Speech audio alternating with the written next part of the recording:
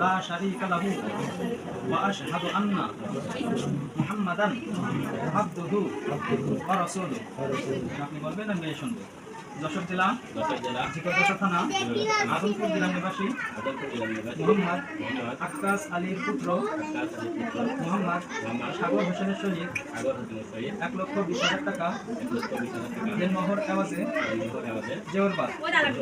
জেওরবাদ উপস্থিত সাক্ষীগণের সম্মুখে আমাকে উকিল নিযুক্ত করিয়াছে। আমি এই বিবাহ তোমার সাথে আবদ্ধ করলাম।